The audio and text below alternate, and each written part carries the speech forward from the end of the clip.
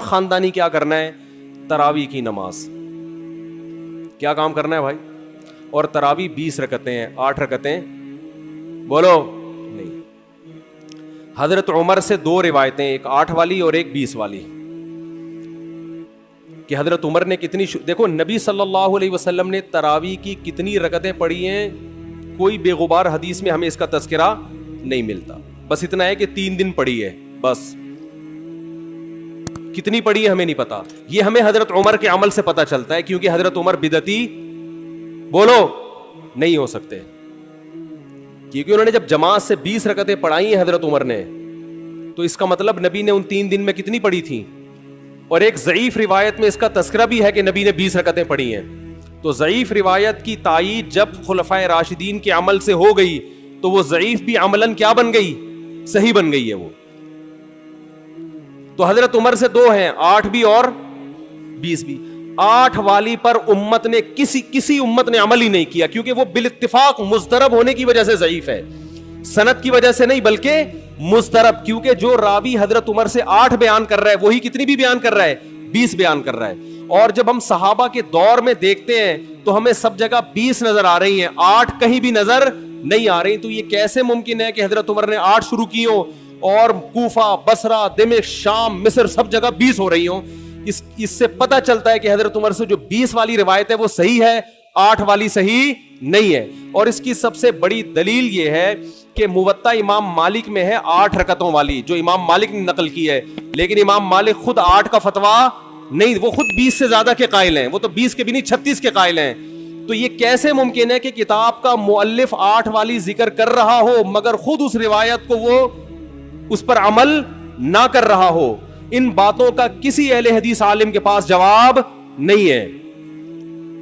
ترمذی میں ایک روایت پیش کی جاتی ہے امام احمد بن حنبل سے, یہ روایت ہے کہ اس میں کوئی مخصوص عدد ثابت نہیں ہے, جتنی چاہے پڑھ لو.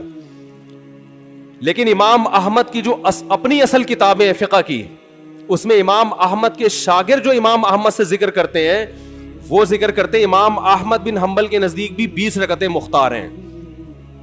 سمجھ نہیں آ رہی میرا خیال ہے بات. تبھی فقہ حنبلی میں تراویح کی رکعتیں کتنی ہیں؟ 20. اور امام ابو حنیفہ کے نزدیک بھی.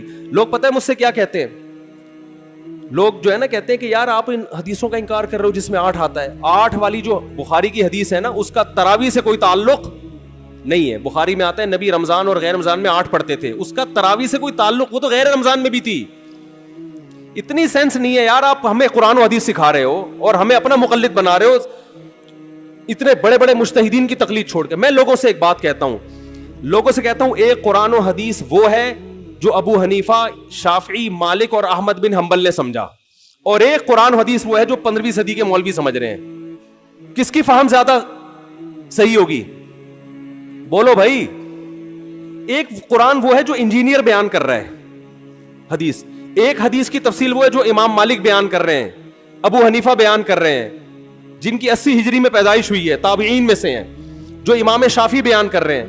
تم امام شافعی کو چھوڑ رہے ہو, تم امام ابو حنیفہ کو چھوڑ رہے ہو, تم امام مالک کو چھوڑ رہے ہو, تم احمد بن حنبل جیسے محدث اور فقیہ جو امام بخاری کے استاذوں میں ہیں ان کو چھوڑ کر فالو کس کو کر رہے ہو؟ انجینئر کو. اور تم کہہ رہے ہو ہم صرف قرآن و حدیث کو مانتے ہیں, ہم کسی اور چیز کو نہیں مانتے. تم قرآن و حدیث کو نہیں مانتے میرے بھائی, تم مقلد ہو, اندھے مقلد ہو. تم قرآن و حدیث کی اس تشریح کو مانتے ہو جو انجینئر کر رہا ہے, اس تشریح کو نہیں مانتے جو احمد بن حنبل کر رہے ہیں, جو ابو حنیفہ کر رہے ہیں, جو امام مالک کر رہے ہیں, جو امام شافعی کر رہے ہیں. یہ بڑے بڑے تابعین, تبع تابعین, مجتہدین جن کو پوری امت نے فالو کیا ہے. تو 8 رکعت کی جو موطا امام مالک کی حدیث ہے, اس 8 رکعت پہ امام مالک نے فتویٰ نہیں دیا. کیوں؟ اس لیے کہ وہ حدیث مضطرب ہے, اس میں راوی ایک بیان پہ ٹکتا نہیں ہے, کہیں 20 بیان کرتا ہے, کہیں 8. جب راوی کے بیان میں تضاد ہو تو حدیث مضطرب ہونے کی وجہ سے رد ہو جاتی ہے. اور میں آخری بات کر کے بیان کو ختم کرتا ہوں, یہ جو تراویح کا لفظ ہے یہ 8 رکعتوں پہ فٹ ہی نہیں بیٹھتا ہے. اس کا بھی میں جواب سوال کر رہا ہوں لیکن کوئی جواب نہیں دے رہا.